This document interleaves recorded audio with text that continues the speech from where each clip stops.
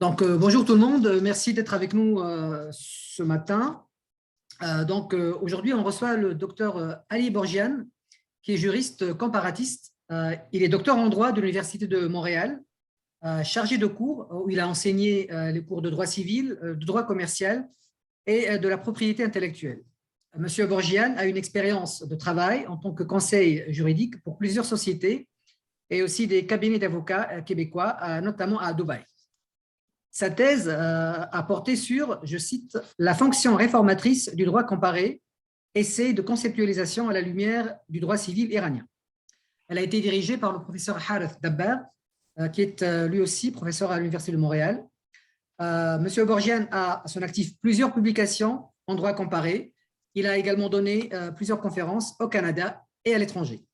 La conférence qu'il va donner aujourd'hui s'intitule « Le Code civil iranien à la rencontre des systèmes juridiques musulmans et français, une étude de droit comparé ». Monsieur Borgian, vous avez la parole. Je vous remercie, Nidal Siram. Ça faisait longtemps, mais je devais partager quelque chose avec la Siram, mais c'était toujours occupation avec la thèse après la pandémie. Mais je suis heureux, après quelques années, je suis là aujourd'hui. Donc, je vais partager mon écran avec vous. C'est bien partagé? Oui. OK. Donc, comme annoncé, on va parler aujourd'hui de la rencontre des deux systèmes juridiques ou deux familles juridiques différentes, le droit musulman, le charia, et le droit français. Dans trois parts, on va voir comment, c'est quoi la jeunesse en fait de cette hybridité ou ce métissage ou mixité. Je vais un peu expliquer sur la nuance.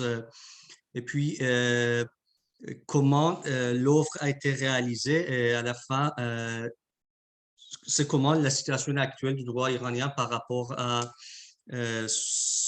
cette mixité. Tout simplement, juste pour une petite introduction, l'Iran est un pays situé en Asie du Sud-Ouest, habitant plus de 80 millions d'habitants et un pays à majorité chiite. Juste une petite nuance, une dichotomie dans les branches musulmanes, on peut dire les sunnites qui sont 90% de la population musulmane actuelle, et les chiites qui sont 10% avec toutes ces écoles. Après, le système juridique iranien, c'est on peut dire un système, un droit mixte, ou plus précisément hybride ou métissé. En fait, c'est un débat doctrinal, on est dans l'étude comparative. On peut dire lorsqu'il y a deux ou plusieurs droits se trouvent au sein d'un même système politique ou juridique, c'est une mixité bien sûr, mais on peut préciser aussi l'hybridité et métissage comme une sorte spéciale de mixité. Je peux le clarifier avec l'exemple du droit québécois. Le droit québécois en général, selon les auteurs qu'il distingue, c'est un droit mixte. Ça veut dire le droit civil, ça tombe puis dans la tradition civiliste, mais le droit public et le droit pénal ou criminel, c'est en fait dans le droit fédéral au common law. Mais le droit civil en lui-même, il est de la tradition civiliste, mais déjà mélangé avec le common law. Et donc, dans ce cas-là, on peut dire métissé. Dans le même, au sein du même droit, il y a les sources différentes. Donc, je m'en vais pas plus. Et le dernier point, dans l'introduction, il faut dire tout au long du siècle suivant la révolution constitutionnelle, qui est comme le point de la modernisation en Iran, c'était toujours un débat entre l'approche traditionnelle ou musulmane et entre les modernistes ou les intellectuels iraniens qui se sont inspirés de la culture européenne. On va commencer par la jeunesse du métissage du droit civil iranien. Je m'excuse peut-être, c'est pour la première fois que je vais mélanger, c'est un métissage entre mes notes de présentation et le PowerPoint. C'est parce que dans la présentation virtuelle, j'ai la misère parfois de organiser entre mes notes avec le PowerPoint. Donc, comme ça, je crois que ça sera plus facile. Comme dans la période pré-moderne en Iran, qui commence depuis l'Antiquité, avant peut-être, on peut dire ou conclure la société iranienne, le droit iranien, c'était toujours attaché, lié avec le caractère religieux. Avant l'époque islam, c'était zoroastrisme, après l'islam, qui était suite à la conquête arabe en 1637, à l'époque du deuxième calife, du prophète Mohammed, Omar ibn al-Khattab. Donc, la société iranienne, la plupart, a commencé à convertir vers l'islam. Mais le chiisme, qui est un peu plus nouveau comme un culte officiel en Iran, c'est à partir de la dynastie safavide au début du XVIe siècle. Et donc, il a en fait marqué son empreinte sur les sources du droit iranien et la méthode interprétative. Comme juste brièvement préciser les caractéristiques de la période prémoderne en Iran, on peut dire il y a toujours un dualisme du droit religieux et séculier.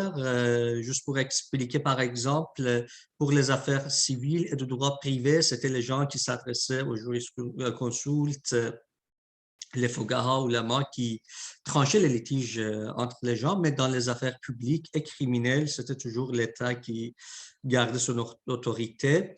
Donc, c'était une dichotomie, en fait. C'était presque toujours la même chose, juste le degré, c'était différent par rapport aux époques. Bien sûr, il n'y a pas de loi codifiée, officielle, et pas de sanctions à part des jugements étatiques, mais même les jugements étatiques, en fait, étaient assujettis à la discrétion, à la personne qui en décidait. Comme troisième caractéristique, c'est primauté absolue de la tradition dans un, on peut dire, fidélité au passé. Et quatrième, enfin, c'est imposition des capitulations de tribunaux iraniens à faute des lois et des systèmes juridiques modernes. Donc, toujours les gouvernements et l'État étranger préféraient de faire les affaires juridiques comme le jugement dans leur propre territoire. Mais la modernité iranienne, on peut dire que ça se commence au début du XXe siècle, exactement en 1906, avec la révolution constitutionnelle. Il nous manque le temps pour l'expliquer qu'est-ce qui est arrivé, mais juste comme les changements les plus essentiels, la monarchie qui était déjà absolue est transformée vers un genre spécial de constitutionnel, et le terme mashrouté signifie subordination à des conditions. Donc, comme un premier effet, c'était l'adoption de la première constitution iranienne en 1906 et après un supplément en 1907. C'était, la plupart du cas, c'est inspiré de la constitution belge et française. Séparation du pouvoir pour la première fois, c'était clair. Même avant, il y a aussi certaines tendances de faire quelques bureaucraties distinguées, mais c'était vraiment à partir de cette époque que la législation est référée au Parlement, ça veut dire à trouver une nature humaine. Et donc, dernièrement, fondement moderne de la structure judiciaire, c'est un ordre pour surtout l'indépendance des juges et bien sûr des caractères et des autorités religieuses.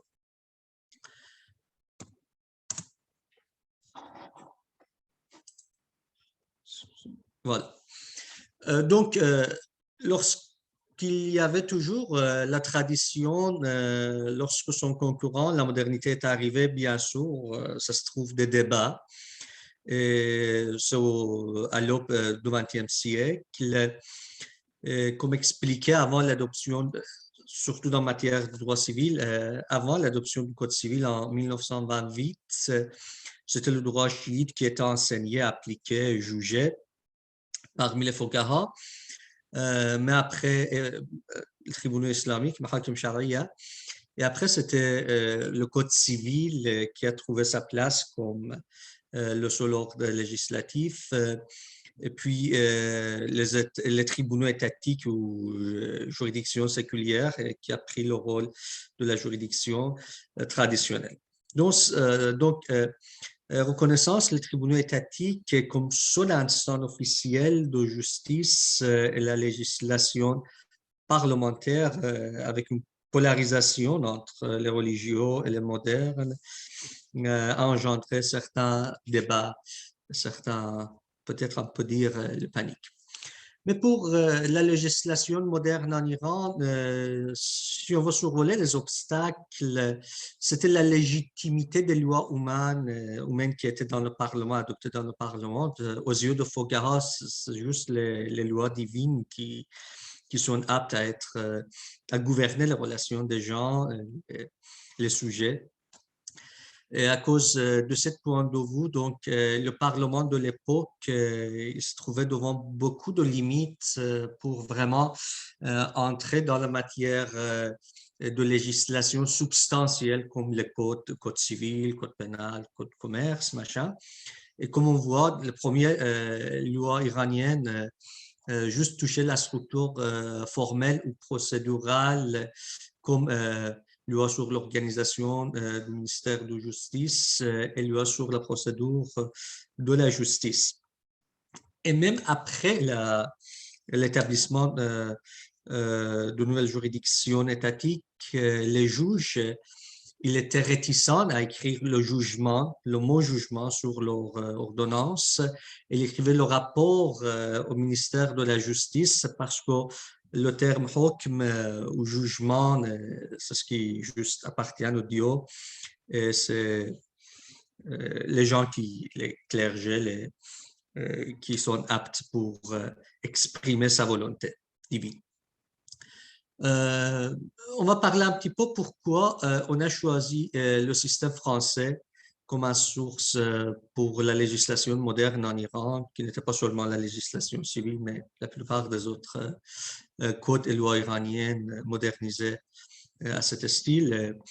Donc, à la moitié du 19e siècle, malgré que l'Iran n'était jamais littéralement colonisé, mais toujours c'était occupé par le pouvoir étranger. À l'époque, c'était les Angleterres qui partageaient le sud de l'Iran et les Russes qui étaient au nord de l'Iran.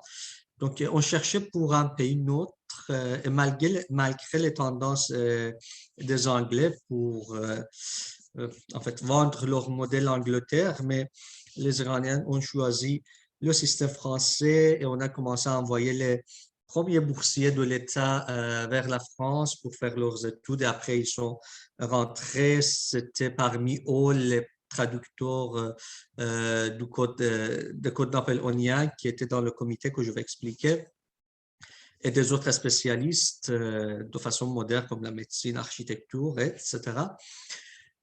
Donc, la France, comme il était la source de plusieurs autres pays dans le monde, parce qu'il était réputé comme un pays civilisé, moderne, libre, et les codes napoléoniens toujours réputés comme représentant un droit moderne prestigieux. Donc, comme le contexte, en fait, le projet de codification était avant commencé, même à l'époque de la dynastie Qajar, mais comme j'ai dit, il y a toujours les limites. Les officiels de la justice, ils n'osaient pas aller à l'encontre des Fogaha.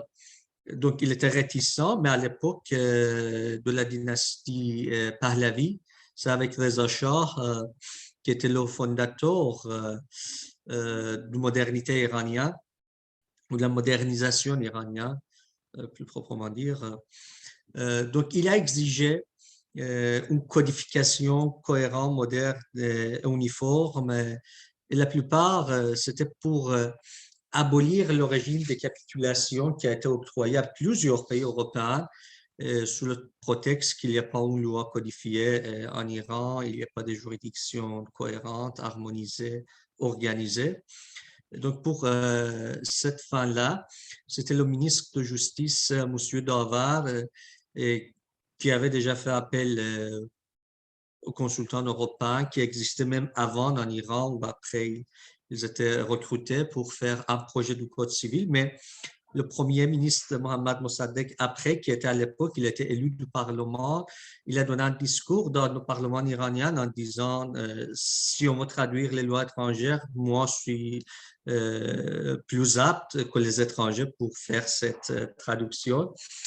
Et la société iranienne a besoin des lois iraniennes pour qu'ils soient fonctionnels. Et bien sûr, à l'époque, c'était les règles islamiques. Et ça fait penser M. Davar pour faire une combinaison entre les deux.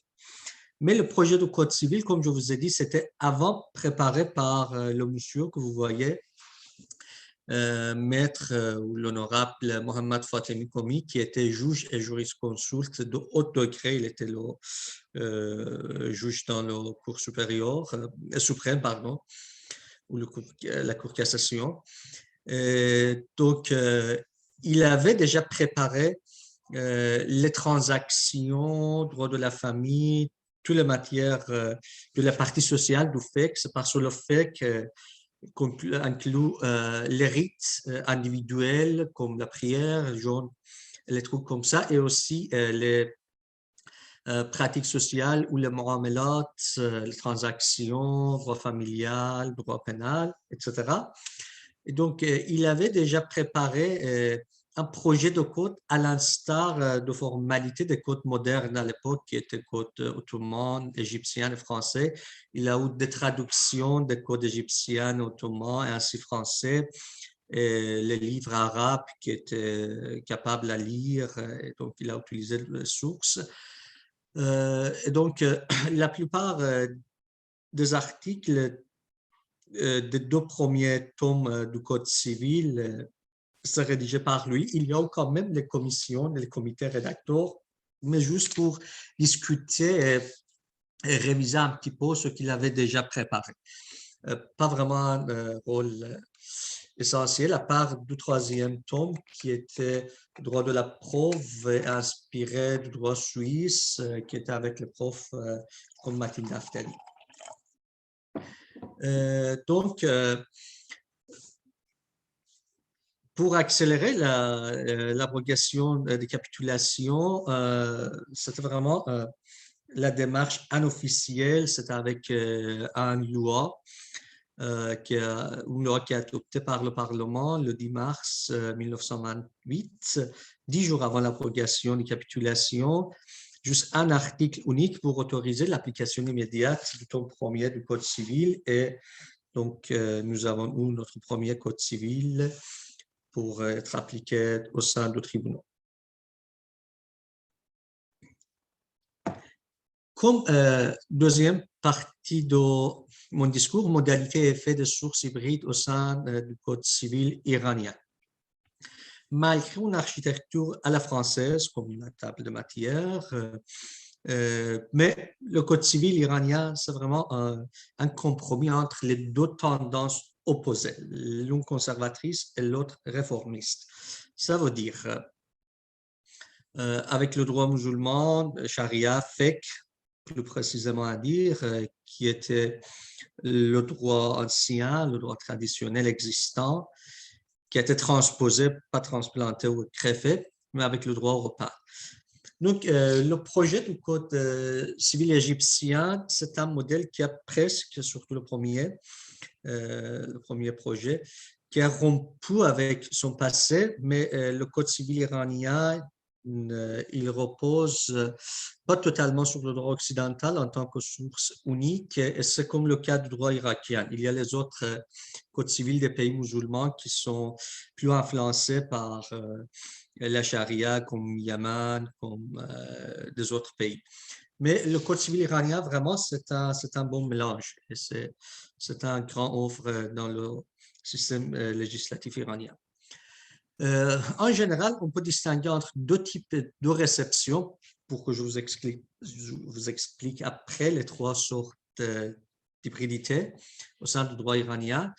Une fois il y a une réception stricte, ça veut dire juste une copie simple, automatique, servile du système juridique étranger, sans vraiment le modifier, mais il y a aussi une réception souple qui va au-delà de cette simple copie pour adapter et assimiler les lois transplantées à importer au sein du système juridique et de la société existant. Donc, on peut dire un premier genre de règles, la majorité de dispositions du droit civil iranien, c'est strictement islamique et c'est le livre que vous voyez dans la photo, Sharaï al-Islam, qui était vraiment la source principale parce qu'il y a c'est très ancien pour le Xe siècle, mais quand même, même aujourd'hui, c'est le texte dans les écoles religieuses iraniennes, chiites peut-être aussi. Et donc, c'était vraiment la source, on peut dire unique, malgré les autres livres fiqh qui étaient utilisés. Il y a aussi des dispositions émanantes de la traduction pure et simple des articles du Code français que je vais expliquer. Et des dispositions en fait hybrides et inspirées des deux traditions. Comme la transposition du fait que c'était vraiment les règles du droit iranien, c'était élaboré sur les règles et les principes islamiques, notamment dans le domaine des contrats spéciaux, droit de la famille et des successions. Donc, formulé selon les règles fiqh et la plupart des traductions, les définitions ou même les institutions juridiques sont une traduction exacte des textes arabes, comme par exemple, parmi les 4 sources du droit musulman, le Coran, la Sunna, le consensus et la raison. Donc, on trouve les articles de Sunna, les récits qui définissaient en fait les institutions juridiques comme empiètement, comme la vente. Il y a les articles sur la vente et la succession qui sont résultats du consensus des Fuqaha. Et comme la transplantation européenne, qui est la plupart française, mais ça existe aussi du code suisse, parfois code allemand, Autriche même, il y a des petits articles qui sont la traduction des autres droits, mais seulement sont pour l'intégration des institutions modernes qui ne se trouvaient pas en tant que telles dans le texte islamique, comme la personne, les biens, comme j'ai dit dans son nouveau forme, la propriété, la résidence, les notions vraiment nouveaux comme citoyenneté, la preuve qui s'est inspirée du droit suisse, c'était objet d'un greffe française et suisse. Un exemple plus clair, c'est théorie générale des obligations, certains articles qui sont vraiment traductions pour des articles français. Mais comme la réception hybride, c'est en fait dans 2 sortes. Parfois, c'était les institutions importées européennes qui étaient assimilées à notre structure iranienne, comme par exemple, encore dans l'exemple de la théorie générale des obligations, c'était les rédacteurs du Code civil qui ont éliminé les termes de bonne foi et équité. Il n'y a pas un procès verbal pour expliquer pourquoi cette élimination a été faite. Toutefois, on peut deviner parce que ce sont les termes qui se trouvent au sein de la littérature islamique, Hussaniyya, Insaf, Adl. Donc, comme ça, vraiment, ils ont jugé qu'ils ne sont pas nécessaires à l'intégrer dans le code civil iranien. Et puis, parfois, les institutions, on les a colorées avec les institutions islamiques, comme par exemple les khiyarat, les options contractuelles ou facultés de rachat qui a été ajoutées à la théorie générale des obligations. Mais d'autre part, c'est parfois le fait qui a été affectés par l'esprit du droit européen, comme l'article 10 du Code civil iranien qui autorise les contrats privés. Ça va au-delà de la classification fiqhi qui ne reconnaissent que les contrats nommés islamiques. Donc, il a donné une place plus libre à l'autonomie de volonté et affecté en fait l'esprit du droit iranien. Mais comme la méthodologie métissée du droit civil iranien, il est largement inspiré, affecté par les fondements ou les principes, les racines du fiqh, sous le fiqh, qui était traditionnellement comme outil utilisé pour découvrir les normes légales, découvrir la volonté divine et leur éviter des événements en erreur qui arrivent dans le processus argumentation et raisonnement. Et comme la méthode islamique, on peut l'assimiler à la common law parce qu'il n'y a pas une théorie générale qui s'applique après au contrat nommé, par exemple, dans le cas des obligations, mais c'était toujours les problèmes qui étaient discutés, les problèmes quotidiens par une logique inductive qui était contraire à la logique déductive française. Comme je vous ai dit, les Fuqaha, ils ont mis la vente comme contrat type et après, ils ont développé les autres contrats, mais vraiment comme une catégorie large des obligations et des contrats, c'est la vente qu'ils représentent. Alors, la façon doctrinale pour l'interprétation du Code civil, dès le début, on peut le distinguer en trois façons. La première, juristes iraniennes, ils tentaient, pour ne pas sortir de leur zone de confort, pour rester dans la littérature fiqhi islamique, il est en train de commenter les articles du Code civil de cette manière. Et après, c'est une minorité formée en France. Donc, même parfois, il ignorait la racine fiqhi du Code, juste comme professeur Mansour Saltani Adl, qui a vraiment donné un commentaire plutôt européen sur le Code civil. Mais plus récemment, il y a une analyse équilibrée entre les deux sortes de sources qui essaie de respecter la place pertinente de chaque source. Ça a été commencé avec le professeur Shaigan et Mami qui utilisaient les mêmes sources fiqhi et européennes pour leurs commentaires sur le Code civil. Mais comme il existe, par exemple, une loi d'interprétation dans la législation québécoise et fédérale, il n'existe pas en Iran, même aujourd'hui. Et même au sein de faculté de droit, il n'y a pas vraiment un cours intitulé comme ça, mais nous avons deux cours pendant le bac, le principe du fiqh 1 et 2, qui ne sont pas vraiment harmonisés et parfois, il n'y a pas de texte pédagogique vraiment apte à ce sujet et donc il y a vraiment une confusion dans le sens méthodologique au sein du droit iranien. Mais il faut dire à la fin, malgré la dualité théorique du fiqh et du droit moderne, c'est toujours le fait qui a son impact pratique sur les méthodes et même les règles du droit positif iranien, spécialement après la révolution islamique en 1979, pardon. Et on voit, par exemple, dans les lois des relations des locataires et locateurs qui ont une tendance forte pour islamiser les règles des institutions juridiques modernes comme les appartements, les institutions comme telles.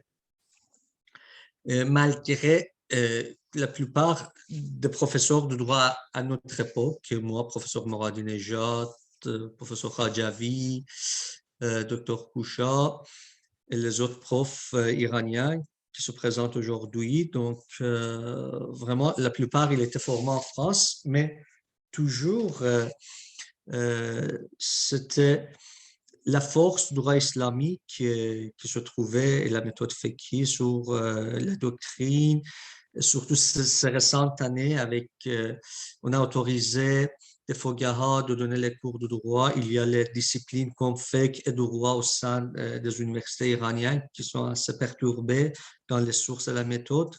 Et donc, on a des juristes qui tentent pour construire une doctrine plutôt fiqhi. Donc, avoir des connaissances fiqhi nous apparaît vraiment comme un prérequis pour mieux comprendre la méthodologie et le droit iranien. Comme la dernière partie de ma conférence, si on veut faire une évaluation du succès ou de l'échec du droit civil iranien actuel, il faut expliquer qu'il est une situation insatisfaisante devant mes yeux. Parce que Charia demeure comme une entité fixe et immuable et conservative depuis 14 siècles. Les règles et les principes de fiqh chiite vraiment ne sont pas beaucoup changés. Et donc, nos tolérances vers les changements importants des règles existantes par rapport au contexte actuel de la vie sociale. De plus, ça tente vers un dogmatisme théologique en conférant une valeur absolue au texte et le rend sensiblement intangible. De l'autre côté, même sur le droit européen et français, depuis un siècle presque, on n'a pas vraiment changé les lois préfets par rapport à leur évaluation dans leur origine, comme la France et les autres pays européens. Et on garde le sacré. Et la situation est aggravée après la révolution 1979, disons islamique. C'est à partir du 11 février de la dynastie Pahlavi, de sa place au régime révolutionnaire islamique. Juste dans 2 mois après, malgré toutes les perturbances, tous les désordres qui existaient au sein de la société, c'était Ayatollah Khomeini, le fondateur de la révolution, dans un discours, il a fortement confirmé son intention à d'islamiser le droit et la justice et en approchant la loi de la protection de la famille qui était vraiment une bonne loi pour la modernisation des relations familiales en Iran à l'époque pré-révolutionnaire. Et donc, certains forats chiites, ils ont retrouvé le pouvoir pour réaffirmer la place de la charia, pour synthétiser les divers domaines du fait que, donc, ils ont condamné les règles, certaines règles pré-révolutionnaires comme tarouti ou non islamiques, et donc, ils tentaient de faire des modifications. En abrogeant les lois non islamiques dites, on a fait recours dans un premier lieu vers le livre fiqhi de Ayatollah Khomeini, Tahdhir al-Wasila. Et si on ne trouvait pas la décision dedans, on allait vers les autres livres fiqhi. Comme je vous ai dit, dans le 4e principe de la constitution iranienne, c'est une source pour la législation. Et pour l'interprétation de loi, c'est le principe 167 qui donne le même pouvoir au juge de terminer le litige par les livres ici, il n'y en a pas dans la loi. Le code civil iranien, malgré qu'il était vraiment une racine fiqhi sur 1365 articles, c'est juste 200 articles inspirés du droit étranger, mais le reste c'était du droit musulman, chiite. Mais malgré ça, pour harmoniser, islamiser tout ensemble, il y a une loi modifiant le code civil qui est en 1982. Et à la suite, c'était pour une durée de 5 ans. Et après, en 1991, pour l'incarner comme éternel, permanente dans le corpus législatif. Donc, vraiment, il y a eu les modifications maladroites ou inutiles qui étaient effectuées au sein des textes du Code civil et juste, c'était une déforme que la réforme qui ne correspond guère avec la réalité sociale.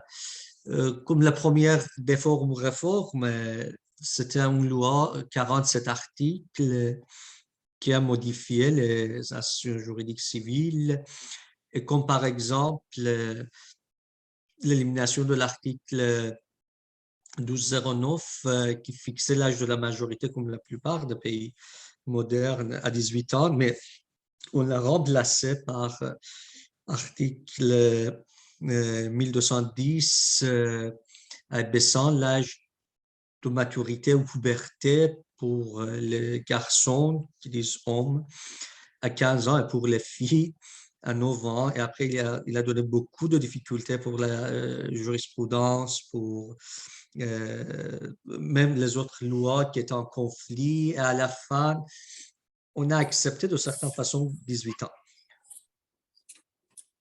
Et la deuxième modification, c'était juste pour un petit peu rattraper les erreurs de la première modification qui a fait encore la situation pire, comme par exemple l'article 218 qui a été supprimé dans la première réforme, mais en deuxième, il a été réinstauré, juste mélangé avec d'autres institutions FECRI, la simulation avec les contrats formés pour échapper des dettes, tout mettre sous le régime de la nullité absolue qui était vraiment un désordre. Comme étape diagnostique du Code civil iranien, on peut dire sur les deux volets, même françaises, même traditionnels, l'école de l'exégèse qui domine les deux, on peut dire c'est obnubilé par la sécurité juridique et le souci, le culte de la loi, encouragement de la simplicité du droit malgré la complexité d'aujourd'hui, les réseaux qui amènent à une théorie nouvelle comme excusez-moi,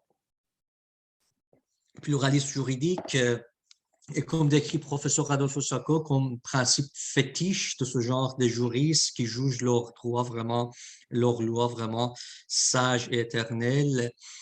C'est à la base de l'infaillibilité des législateurs, soit divine, soit étatique, et qui donne une place cardinale à la loi en obéissant à une sacralisation de l'ordre juridique formel. Et donc, préfère éviter une rencontre chaotique avec les réalités sociales, comme je vous ai dit, complexes et compliquées. Comme certaines mesures à réviser dans le Code civil iranien, on peut réfléchir actualiser le langage du code parce qu'à l'époque, les mots qui étaient utilisés à l'époque, c'est bon, c'était vraiment utilisé, c'était compréhensible. Mais aujourd'hui, il y a les équivalents dans la langue dans persan et donc vraiment, on peut les insérer dans le code pour pour rendre la loi et le droit plus compréhensibles pour les citoyens. Il est aussi recommandé d'harmoniser, actualiser surtout les contrats nommés, comme par exemple, il existe beaucoup de contrats sous-traitance aujourd'hui dans les relations et les affaires économiques et commerciales que l'on récompense ou doit aller comme un contrat vraiment désuet. Il faut vraiment réfléchir à la négligence par rapport à la différence culturelle, climatique et physique entre un pays comme l'Iran et l'origine de l'islam comme l'Arabie saoudite. Par exemple, comme je vous ai dit, l'exemple de l'âge de 18 ans, comme l'âge de majorité, et le réduire, même peut-être dans le climat et chaleur de l'Arabie saoudite, ce soit l'âge pour la puberté, 9 ans pour les femmes, mais en Iran, comme une étude que j'avais étudiée, c'était presque 11, 12 ans. Et dans cette matière-là, vraiment, il faut tenir compte où le plus important, c'est la culture, par exemple, patriarcale, sur le régime de la tutelle matrimoniale, sur le mariage des femmes qui, en fait, subordonnent le premier mariage des femmes à l'autorisation de son père ou son grand-père, et même dans plusieurs pays islamiques qui sont influencés par la tradition islamique. Ces affaires, c'est déjà réglé comme dans le code marocain. J'avais déjà cité l'exemple dans ma thèse. Et comme la conclusion, si on peut dire, d'un point de vue théorique, il manque une institutionnalisation de la modernité en Iran et ça a causé vraiment le recul des fruits de mashrouté et nous a poussé vers une idéologie traditionnelle islamique. Et comme pratique, je peux dire vraiment un rapport complet et sage s'est exigé au sein du droit civil iranien. Je vous remercie. J'espère que je n'ai pas dépassé le temps tellement. Non, non, c'est correct. Parfait. Merci beaucoup, Monsieur Borgian. C'est vraiment une intervention très riche, très claire aussi, très méthodique.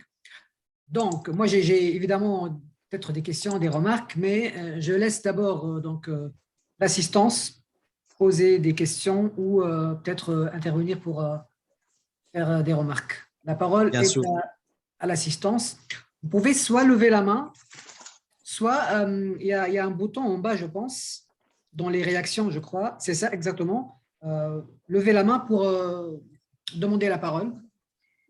Mais avant tout, excusez-moi, je dois remercier mon épouse qui est restée avec moi hier soir jusqu'à minuit pour préparer le PowerPoint un peu le mettre plus chic à la simplicité que j'avais fait. Voilà, donc, est-ce que quelqu'un souhaite intervenir pour poser une question ou faire une remarque? Le sujet est tellement riche, tellement... Vous pouvez y aller directement, juste allumer vos micros et prendre la parole. S'il n'y a pas d'intervenant pour le moment, je vais en profiter pour... professeur Cardinal, la parole est à vous. D'accord, merci beaucoup. Alors, merci beaucoup, Monsieur Ali, pour cette présentation. D'abord, je suis très heureuse, je suis ravie que vous ne refusez pas d'appeler des fuqaha des juristes. Et vous n'êtes pas un idéologue qui va les appeler des hommes religieux. Donc, ça, c'est très important. Ce qui m'intéresse, je dois vous dire, je connais surtout le cas de la Syrie.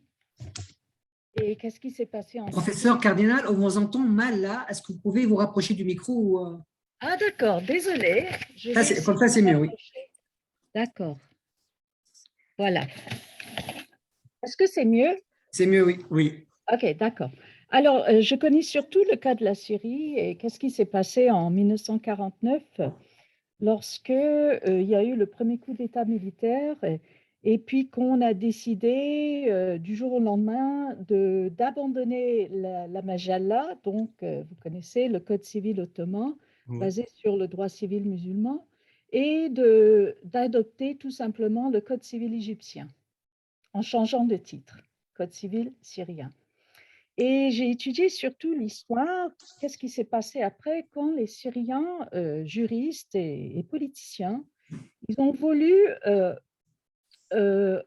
amender la Majalla, comme par exemple, la Jordanie va faire. La Jordanie va garder la Majalla et comme vous le savez, ils vont l'amender de fond en comble. En 1900, ils vont finir ça en 1976. Donc, malheureusement, il y a eu plusieurs coups d'État militaires et les juristes, surtout les professeurs de droit, n'ont jamais pu amender la Majalla et ils ont gardé finalement le code civil égyptien. Ce qui est arrivé par après, ils ont changé aussi dans la loi du pouvoir judiciaire, de l'organisation judiciaire, et par après, même des juristes qui autrefois, donc juristes formés en droit musulman, qui avaient le droit d'être des juges dans les tribunaux de Sharia, parce qu'on a gardé des tribunaux civils, nizami, ottomans, et on a gardé les tribunaux de Sharia, donc c'est ce double système que vous connaissez aussi. Alors finalement, ils ont décidé que dorénavant, seulement les diplômés de la faculté de droit pourraient être nommés juges dans les tribunaux. Et c'est à partir des années 50, avec la nouvelle loi. Donc, à partir des années 50, il n'y avait plus de juristes donc, formés en droit musulman qui pratiquaient le droit. Et puis là, petit à petit, les personnes qui étaient avocats, qui étaient juges, qui connaissaient bien la Majalla, eh bien, avec le temps, ils disparaissent, ils vont mourir. Et là, il y a vraiment une coupure entre le connaisseur, donc le juriste qui connaît le droit musulman, et celui qui pratique le droit. Donc ma question, est-ce qu'en Iran, d'abord ma première question, est-ce que vous avez ce qu'on appelle la faculté de Sharia en même temps qu'une faculté de droit? Ça, c'est ma première question. Est-ce que quelqu'un, par exemple, en Syrie, il y a une faculté de Sharia qui a été fondée dans les années 50 justement pour pallier à cette déperdition du savoir du droit musulman? Par exemple, dans d'autres pays arabes, le Maroc, l'Égypte, les diplômés d'une faculté de Sharia, ils peuvent faire, par exemple, l'école de la magistrature. Ils peuvent devenir des juges au Maroc. En Égypte, ils peuvent exercer le métier d'avocat et de juge, mais tout simplement parce qu'à l'Azhar, on a incorporé le droit égyptien dans le programme d'enseignement. Il y a un programme qui s'appelle Sharia ou Qanun, d'accord? Donc, quelqu'un en Iran qui a vraiment une culture juridique musulmane, qui, je ne sais pas s'il y a une faculté de charia, est-ce qu'il peut, par exemple, être juge dans un tribunal de charia? Ça, c'est ma question. Et jusqu'à quel point un savant du droit musulman est un praticien du droit en Iran? J'espère que ma question est claire. Merci beaucoup pour vos commentaires et pour les questions aussi. Concernant la première question, il faut dire oui, il y a plusieurs sortes de l'école religieuse, soit dans les écoles traditionnelles qui s'appellent Rosé El Millet, et juste n'apprend que les sciences, les anciennes sciences, mais aussi il y a les facultés déontologie. Au sein, il y a la discipline de fait qu'après, il y a quelques décennies peut-être, après la Révolution, qu'on a inventé, comme je viens d'expliquer, un mélange entre droit et fait. C'était comme une discipline universitaire qui n'a pas vraiment de succès parce que les étudiants n'y apprennent fait ni le droit. C'était vraiment sans un plan précis et harmonisé, et juste quelques titres de droit, quelques titres de sciences, des cours de fait. Je crois que ça a été diminué de plus en plus. Et après la révolution islamique, c'était les clergés qui ont pris le pouvoir à la main, et juste ils connaissaient l'exclusivité de la juridiction et la science du droit selon eux, comme le fait que, et donc oui, amplement, ils sont autorisés à être avocats, juges, même s'ils n'ont jamais fait un cours de la procédure civile, donc ils siègent comme le juge. Ils ont produit beaucoup de problèmes dans le système judiciaire iranien, malheureusement. Est-ce que les réponses étaient claires et suffisantes? Eh bien, Oui. merci beaucoup parce que, alors là, c'est inquiétant pour un système juridique. Tout à fait, tout à fait. Quelqu'un qui peut exercer le métier d'avocat ou de juge et qui n'a jamais étudié la matière. Hein. Tout à fait, tout à fait. Et il y a un autre problème. Dans un système judiciaire normal, on commence par les étapes les plus bas et après on va promouvoir. Mais en Iran, parfois, il y a les clergés qui seront au début comme le juge dans la Cour de cassation. après, ils vont dégrader vers le cours supérieur. D'accord. Ouais, Alors, juste pour une question, donc autrement dit, avant la Révolution de 79, oui. il faut comprendre que les praticiens du droit, qu'ils soient juges, avocats ou procureurs, c'était uniquement des diplômés de la faculté de droit. Oui, au début de l'époque de Reza Shah, la Pahlavi, euh, pour quelques mois, ils ont dissolu les tribunaux. Après, même pour les jurisconsultes, on leur a donné une formation et après, on les a encore recrutés, mais cette fois-ci, ayant des informations juridiques modernes. C'était après qui était la plupart juste dans les cours religieux sur le mariage et le divorce.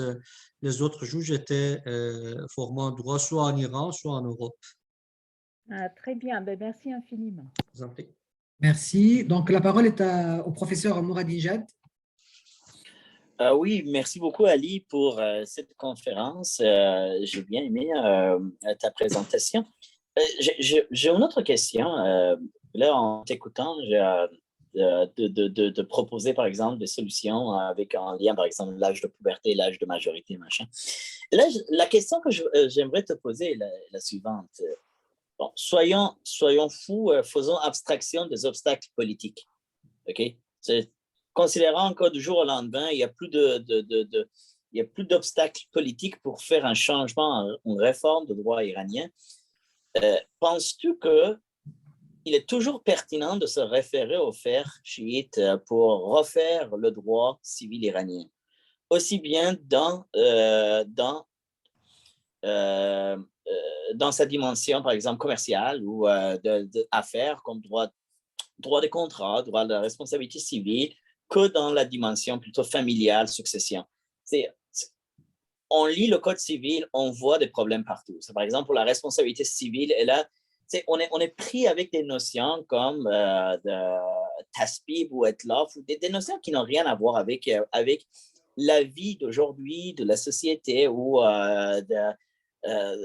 il faudrait aller privilégier l'indemnisation. On a encore, par exemple, pour la question des préjudices corporels, on est pris avec le système de DIOT où ce sont des montants prédéterminés en fonction de l'organe humain qui est atteint par la faute de la personne. Donc, ou en droit de contrat, il y a plein de contrats nommés qui n'ont rien à voir, qu'on n'a rien à faire avec. J'en parle même pas de droit de la famille ou de la succession qui est quand même très problématique. Et là, la question est la suivante. Si on fait abstraction des obstacles politiques, penses-tu que la société iranienne est toujours attachée à ces valeurs qui sont véhiculées par le fer chiite? Donc, la loi iranienne ou le droit civil iranien doit suivre quand même les règles du chiisme, ou tu penses que la société iranienne a déjà franchi cette appartenance à des règles religieuses émanant du fer chiite, et on peut s'émanciper du chiisme et on peut refaire le droit iranien, non pas par une imitation, par un copier-coller des droits étrangers, mais en s'inspirant de la vérité des relations humaines, des relations entre individus en Iran, de voir quelle est par exemple, l'attente légitime des Iraniens lorsqu'ils vont subir un préjudice corporel. Est-ce qu'ils veulent avoir une indemnisation intégrale ou est-ce qu'ils veulent juste avoir une somme forfaitaire écrite à quelque part et exprimée sous forme de nombre de chameaux ou par exemple, de textiles? Voici ma question pour toi, Ali. Merci, Reza Jan. C'est vraiment une question profonde. Ça exige beaucoup d'efforts pour le répondre. Comme je viens d'expliquer, il y a vraiment beaucoup des institutions désuètes dans le FEC parce qu'il a été élaboré. Et comme j'expliquais, j'ai mis l'accent sur dire que le livre, la source majeure du Code civil iranien, ça appartient à 10 siècles avant. Et même il existait les livres plus récents, mais c'était juste le système religieux, l'éducation religieuse qui était attachée encore à la tradition et à sacraliser le texte d'Oufek, malgré qu'il existe au sein d'Oufek, il y a les conflits sur un même sujet. En tout cas, moi, dans ma thèse, comme tu l'as bien lu, j'ai expliqué l'Oufek peut être la source du droit iranien s'il s'adaptait à la réalité sociale de la vie des Iraniens ou des autres musulmans. Mais aujourd'hui, l'OFEC n'a pas de capacité de ça.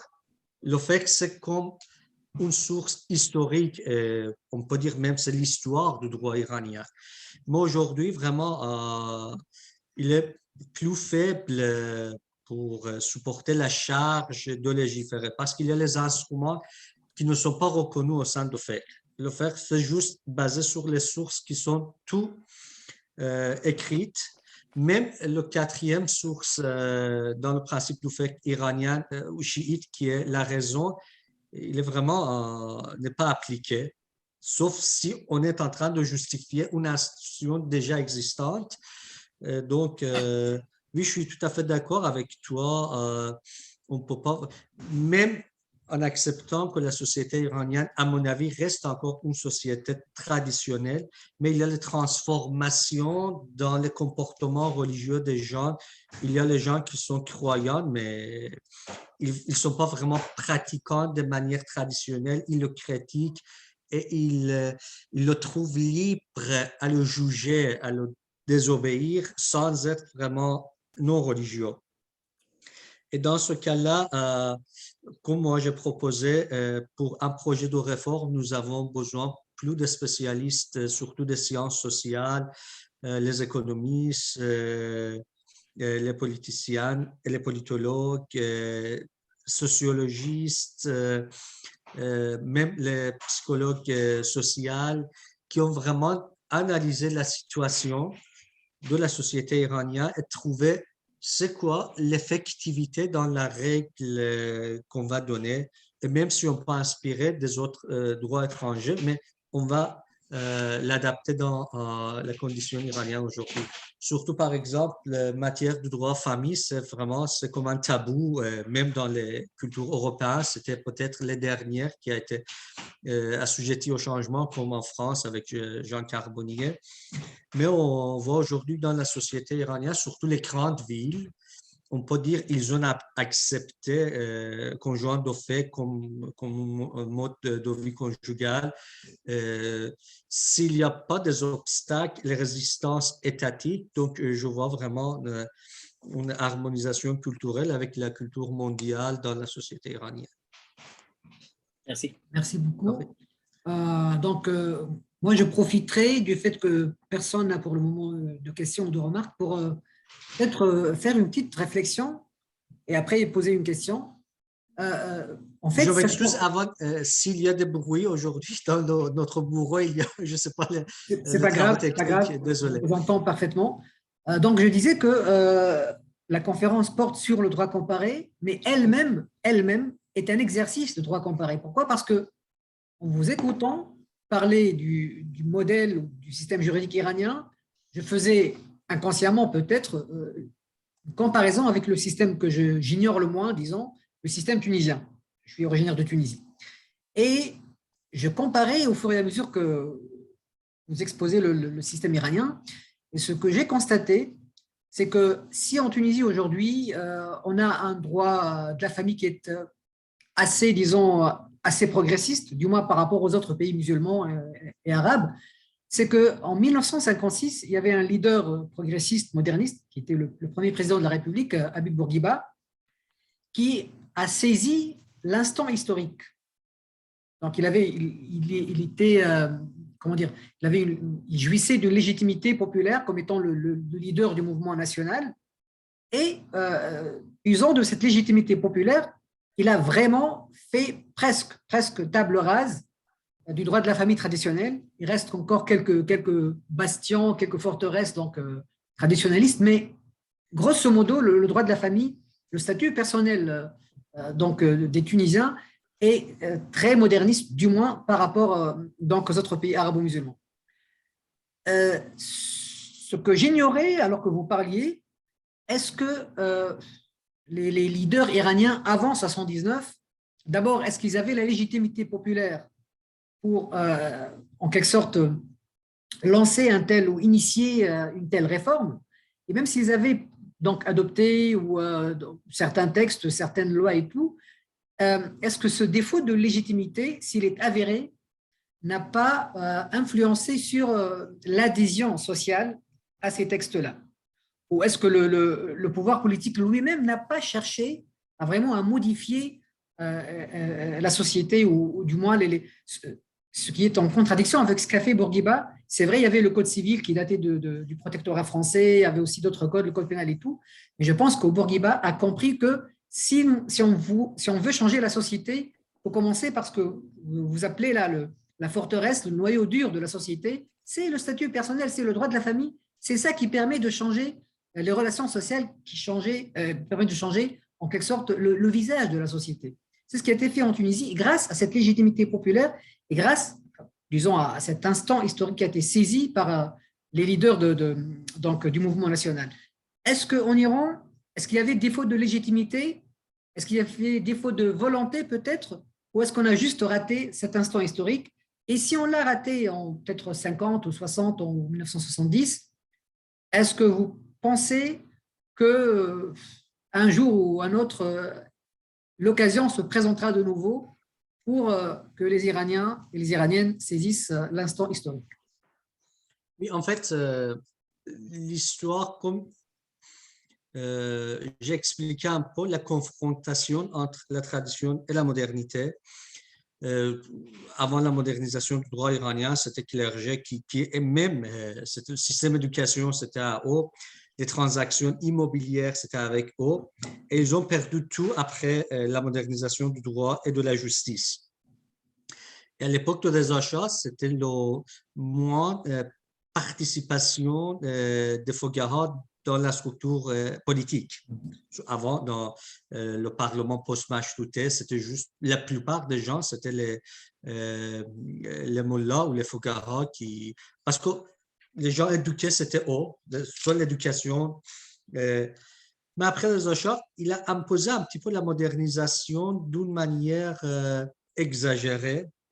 S'il tolérait, s'il donnait le temps pour la société iranienne de s'adapter avec les étapes préliminaires.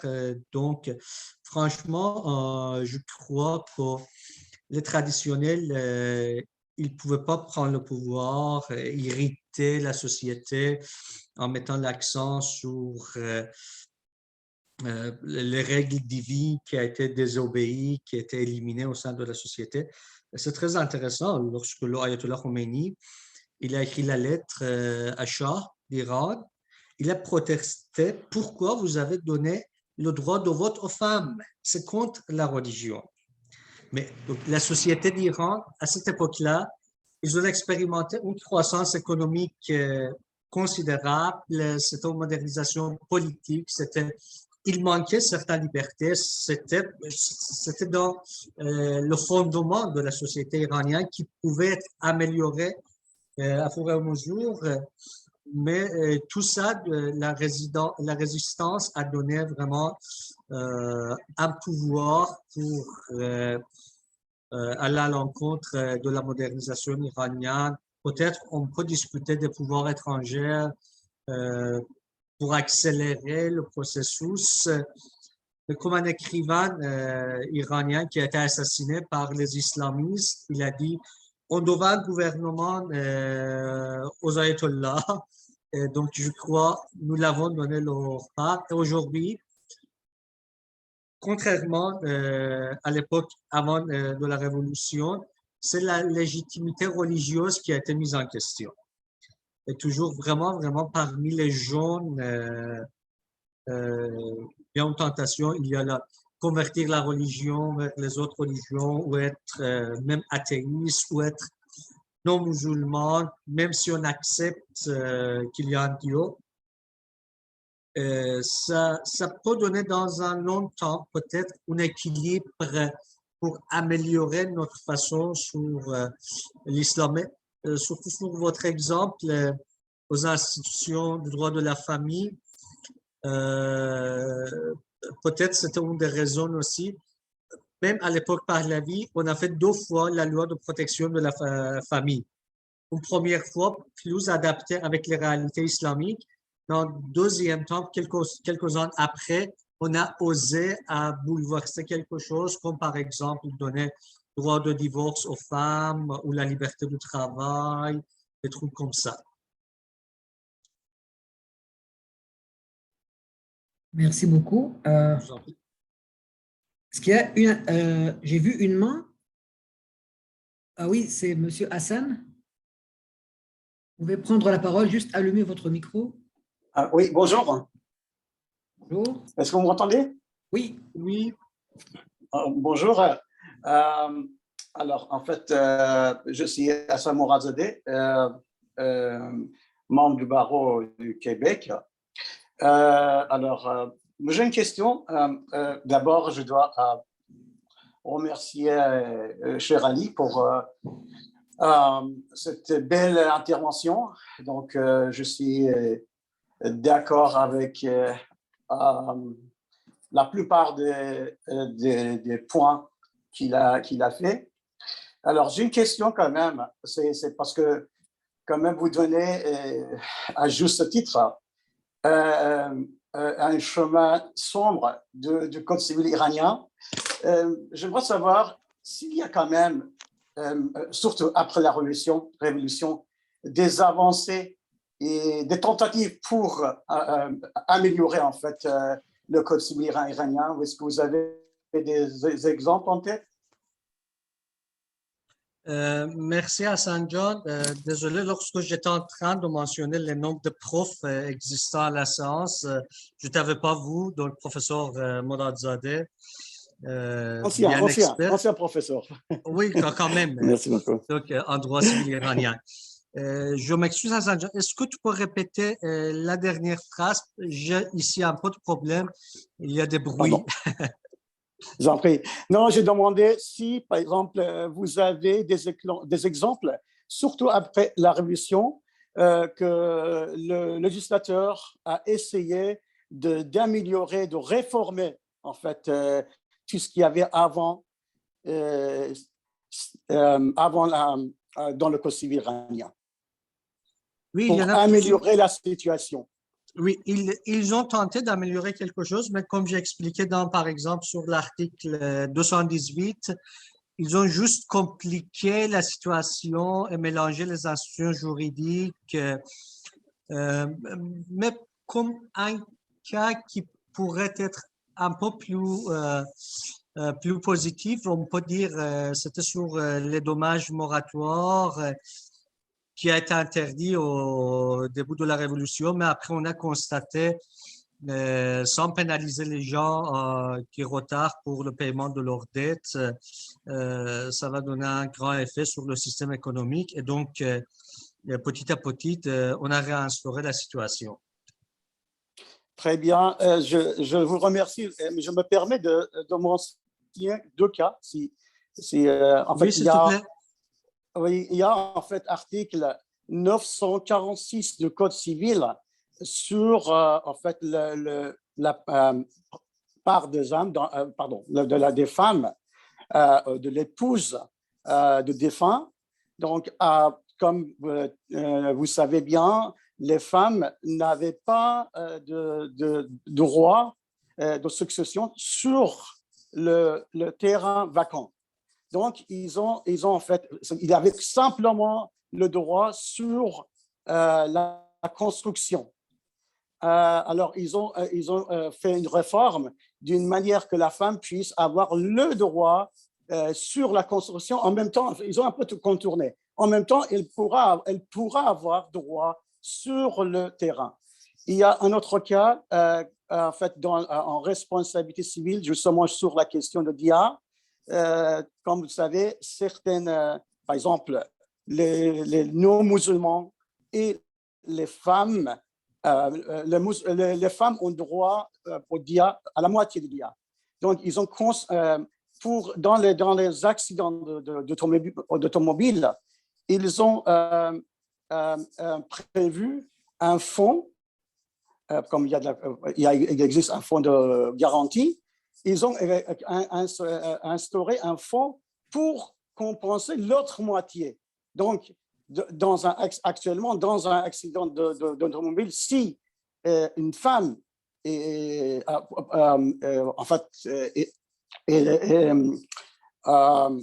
tuée ou bien, par exemple, subit un dommage corporel, elle sera indemnisée comme un homme. Donc, c'est quand même des petites avancées, mais je finis mon intervention avec cette petite remarque pour confirmer totalement en fait, ta conférence. J'étais au niveau de doctorat à l'Université de Téhéran, et tu sais, vous savez que M. Khatouzian, il est le grand auteur de droit civil en Iran, qui a écrit le plus volume de livres. Il a fait une belle remarque dans la classe, pendant le cours. Il a dit, heureusement qu'après la Révolution, ils n'ont pas fait grande réforme. Il y avait deux inconvénients. D'abord, je dois changer tous mes livres, changer tous mes livres, mettre à jour. Deuxième chose, chaque fois qu'ils ont fait une intervention, ils ont empiré la situation. Merci beaucoup pour cette belle précision. Oui, tout à fait. Je crois que c'était l'effet de mouvements sociaux qui ont affecté la législation et on espère qu'il se continue de cette manière. Merci. Je vais juste ajouter vraiment une dernière chose. Ça reprend des éléments évoqués par M. Bourgiane, mais aussi peut-être ça pourrait constituer une piste de réflexion à ce qu'a dit le professeur Moradinjad. Je vais donner encore une fois l'exemple de la Tunisie.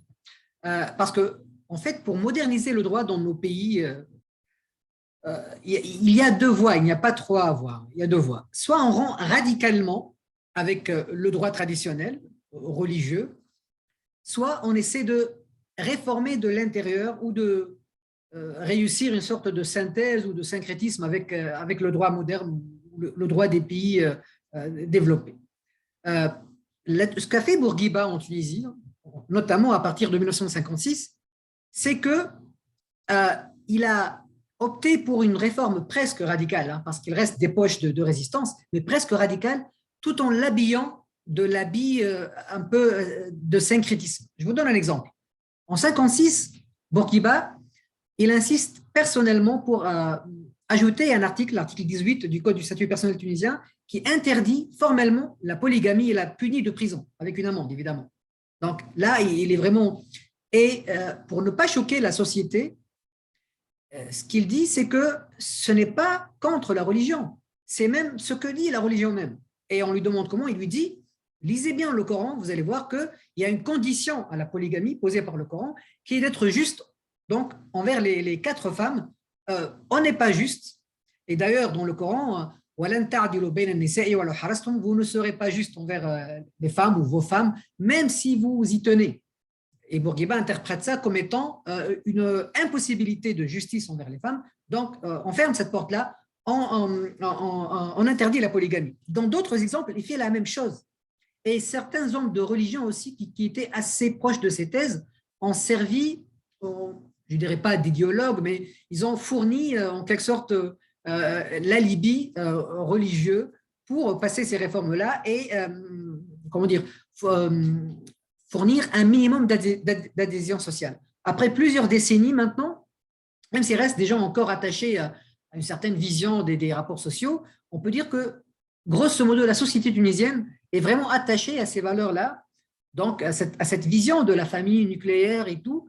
Et je pense que ça pourrait être une voie, donc pour un pays comme l'Iran, de envisager des réformes, je ne dirais pas radicales, mais des réformes un peu plus profondes, tout en trouvant dans le patrimoine historique de fiqh, etc., des arguments qui pourraient aller dans ce sens-là. Et je pense que le fiqh chiite ne manque pas de ces arguments. Moi, je donne un seul exemple, je ne suis pas connaisseur du tout là, du fiqh chiite, mais en Tunisie, il reste, par exemple, l'une des poches de résistance du droit traditionnel, c'est l'inégalité en matière d'héritage. C'est vraiment la principale. Parce que chez nous, toujours, et malheureusement, la femme hérite de la moitié de l'homme. Je pense qu'en Iran, ce n'est pas le cas. Hein. Je pense qu'en Iran, en vertu du fiqh chiite, c'est vraiment l'égalité, c'est ça? Non. Ah, c'est ce que je pensais que… Non, juste, c'était une exception sur le droit immobilier qui était déjà sur, comme Hassan vient de dire, c'était la construction, pas la terre ou le terrain, mais après, on leur a donné leur part de terrain aussi. Okay. De toute façon, je pense que c'est possible, évidemment, dans certaines limites, d'essayer de cette synthèse du moment que les forces sociales et le pouvoir politique peut-être ne sont pas prêts à franchir ce pas-là. Je suis tout à fait d'accord avec vous. C'est parce que la religion ou la culture ou la tradition, quoi qu'on l'appelle, ce sont la mentalité des gens.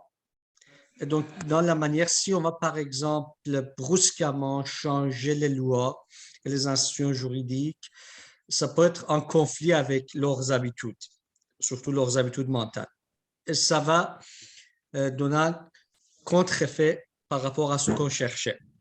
Et donc, comme j'ai dit, l'OFEC, c'est l'histoire du droit iranien en mesure qu'il nous aide à mieux légaliser les institutions sociales. On peut en profiter. C'est pas vraiment, c'est pas un débat contre l'OFEC 100% pour qu'il a produit des effets néfastes parfois sur le système juridique, les inégalités, des trucs comme ça. Mais l'effet de la religion, l'effet positif de la religion, c'est ce qui va nous aider les citoyens à internaliser les effets de loi. Même si, par exemple, on va permettre certaines institutions financières légalisées qui ont, dans la définition religieuse qu'ils portent sur prêt interdit ou riba, il reste toujours une proportion de la population qui ne l'accepte pas parce qu'il est en contredit avec leurs croyances. Donc, autant possible, on va harmoniser entre ça, mais vraiment dans les cas, la mentalité de la société a été changée, il faut vraiment l'adapter avec le rythme législatif. Et donc, voilà. Je pense qu'il y a une main qui est levée, c'est ça? Est-ce que… Oui, c'est encore Hassan. Oui, pardon. Oui, pardon. Moi, en fait, j'ai une question à vous poser, Ali. Finalement, qu'est-ce que vous entendez par, peut-être je n'ai pas bien saisi, par modification du Code civil? Est-ce que vous allez vers une réforme ou vers une révolution? Est-ce que vous pensez comme professeur, malheureusement, je n'ai pas votre nom en tête, comme en Tunisie, raser vraiment l'ancienne loi et code civil et mettre un nouveau code sur pied, ou bien, par exemple, aller chercher, par exemple, commencer la réforme petit à petit. Donc, par exemple, on commence dans le droit, dans le code civil, par exemple, la partie droit de la famille ou la succession. Petit à petit, en fait, on fait la réforme, tout ce qui est possible et surtout n'atteint pas tellement en fait, le fondement du droit musulman. En fait, moi, de ma part, sur le droit iranien, je crois toujours à la réforme, mais au cas de l'Iran, ça exige une réforme substantielle. Il faut vraiment mettre à jour les institutions juridiques au service de la réalité sociale. Mais en cas de Tunisie, c'est avec Nidal qui va répondre probablement. Non, je dis en fait, est-ce que, parce que, oui, dans le cas de Tunisie, c'était en fait un exemple, comme quoi que il a bien expliqué qu'ils ont en fait mis de côté carrément l'ancien l'ancienne pratique ou l'ancienne législation. Avec quelques exceptions, évidemment. De quelques exceptions, pardon. Ouais. Okay. Mais vous pensez que dans le cas du droit iranien, il faut faire vraiment une réforme substantielle, carrément mettre de côté, par exemple, oui, OK. Mais on peut garder, malheureusement. Écoutez, il y a par exemple la théorie générale des obligations, c'est presque un peu modifié dans la réforme du droit des contrats et de responsabilité civile française au Québec. C'est toujours la même structure, mais on a modifié, on a ajouté les cas plus récents, le développement technologique, tout ce qui était au service des relations et des affaires économiques et commerciales. Ça sera la même chose en Iran, mais en matière familiale, je crois le changement, c'est plus grave. Plus radical. Hein? Oui, c'est ça. Plus radical, c'est ce qu'il faut, mais plus difficile aussi. C'est vraiment… Tout à fait. Bien sûr. Exactement.